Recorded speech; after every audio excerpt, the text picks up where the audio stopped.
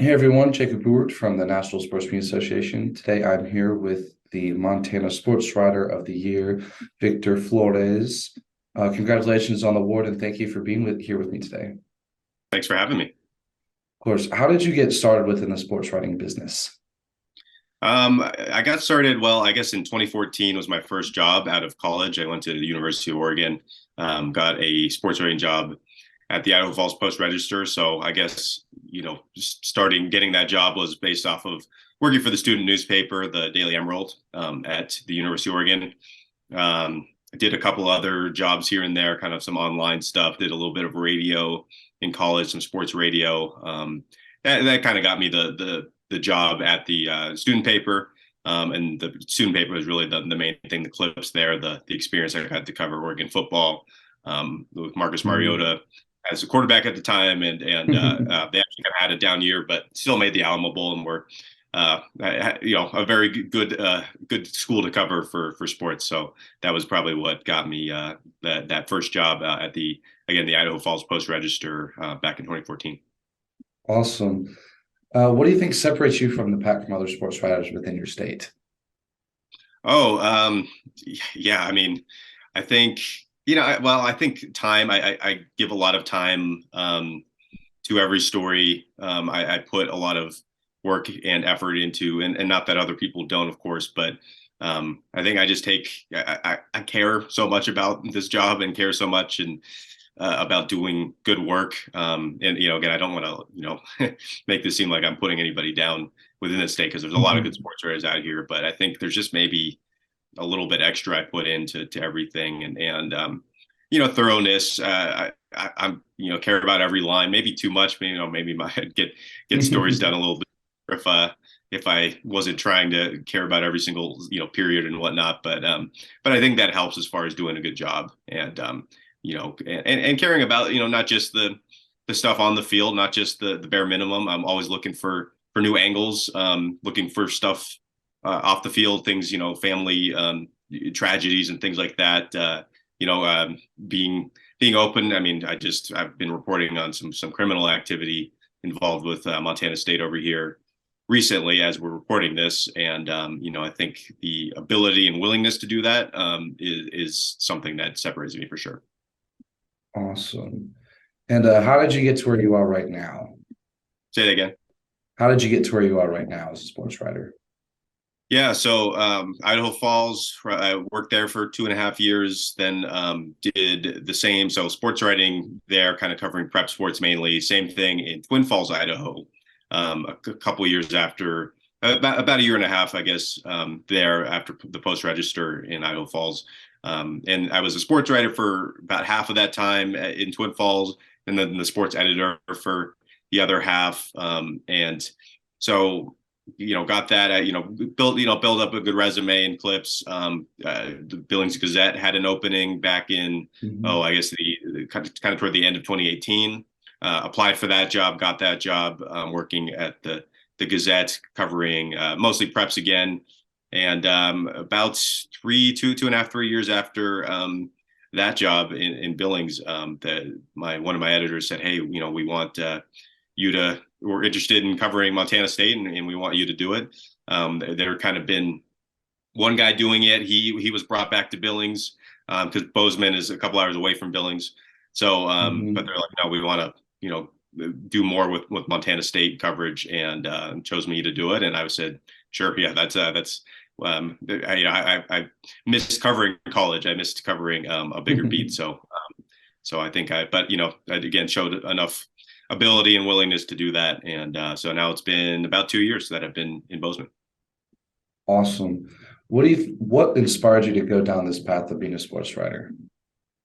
It was pretty much, I don't know, not destiny, but something early on in life that became pretty clear. I read the sports page and probably didn't read every story, but read some columns. Scott Ostler was a big one. I grew up in San Francisco and read the San Francisco Mhm. Chronicle and was always drawn to the sports page, really pretty much since I was 8 or 9 or 10. Once I got kind of into sports, was always interested in playing, and then the San Francisco Giants got really good kind of right around the turn of the century. Barry Bonds was a huge star, and somebody Mhm. who was extremely fun to watch. I think him setting the home run record in 2001, and I mostly defend him. I get why people don't like him, but as a 10 year old, it was just didn't really care and didn't even really know about all the steroid stuff at the time. So I was just having a blast watching this guy hit a bunch of dingers, and I got to see a couple of record setters. So I just got really into the Giants, and then that got me into the 49ers, the Golden State Warriors, but it wasn't just, hey, this is a fun thing to watch and a fun thing to do. I just got so deep into it, and I was talking about the Giants in ways my parents were always amazed at how much knowledge I have. I was encyclopedia of sports back in high school or elementary school, middle school. So yeah, and then high school was kind of when I started to find out I liked to write, and found out I was pretty good at it, and that was kind of I guess the aha moment. I always liked sports, and then once I figured out I like to write, it was like, well, sports writing, that makes a lot of sense. So that's why I went to Oregon, because they had a good sports journalism program. And so yeah, I would think it was probably about sophomore or junior in high school when it became clear of like, okay, writing is something I want to do and want to pursue. Awesome. Who would you say you look up to in the business of sports writing? Currently, or just all time? Either or. Okay. Well, yeah, Scott Ostler, as I mentioned, he was, I don't know if a big influence, but just somebody I really liked to read growing up. And before I even really wanted to get into it, he was a big one.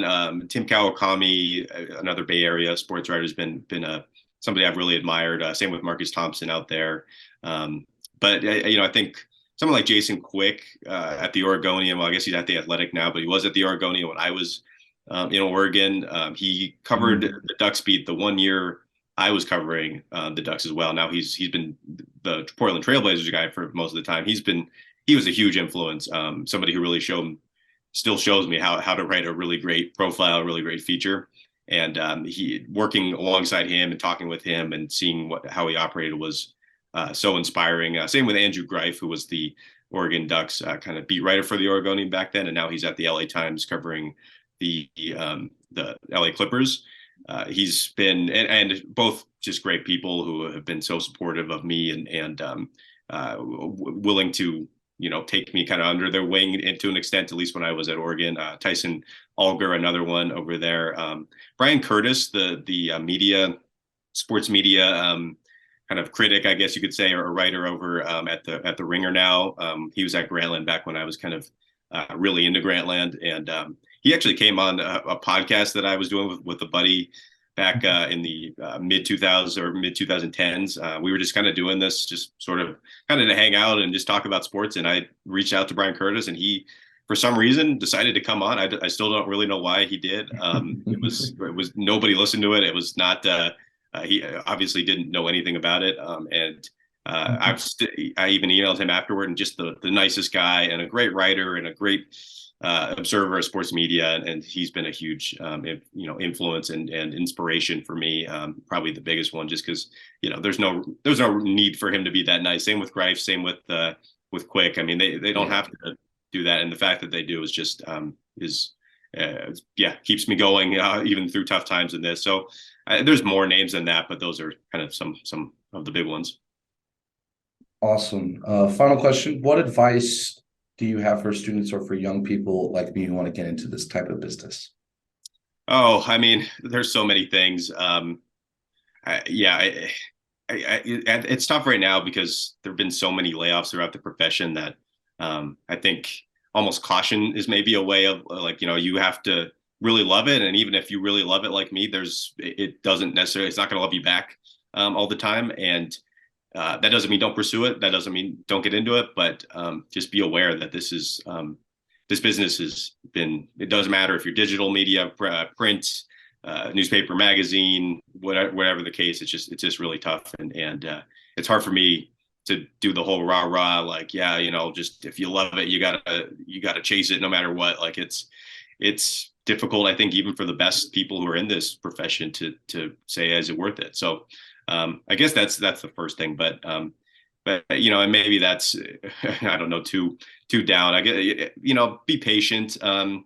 understand your worth. Don't, I think one thing I did early on in the career, and I know a lot of young people do, is they kind of, maybe lie about their hours because they want to be, the hardest working. They work more than 40, but only put down 40 or whatever the case is per week. They just don't. They're willing to take a lot of not abuse, but just to deal with a lot of less than ideal things in order to stay in the business. And I think, don't just settle. Don't just accept that, oh, it's a tough business, so I'm just gonna, deal with it. Like, no, like, be willing to fight for your worth and know your worth. But yeah, and the other thing, if you are going to pursue this job and this profession and are not deterred by the turmoil in the profession, is just always be looking for something that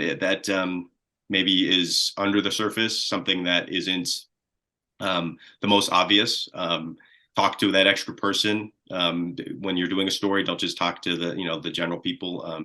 Be curious always, and I still need to remind myself that too. So it's not like I've solved that by any means, but be always looking for another angle, another way to tell a story, and also, I mean, like, don't be too, like, know your worth, but don't be too full of yourself too. Like, we all, believe me, if I could go back and tell myself, and not that I was some, like, egomaniac or anything, but there's a lot of learning to do. So if you have editors and people that you look up to, or see people that write, like, constantly ask questions, constantly try to get better, try to learn how to do this, because it takes a lifetime to actually get anywhere close to mastering it, and most of us even will never get there. So so be humble, be confident in yourself, know your worth, but also be humble about, like nobody coming out of college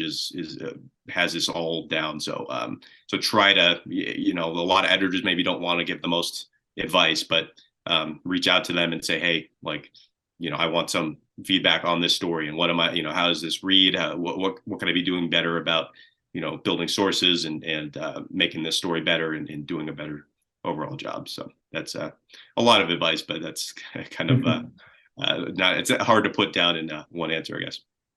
Yeah, that's fair.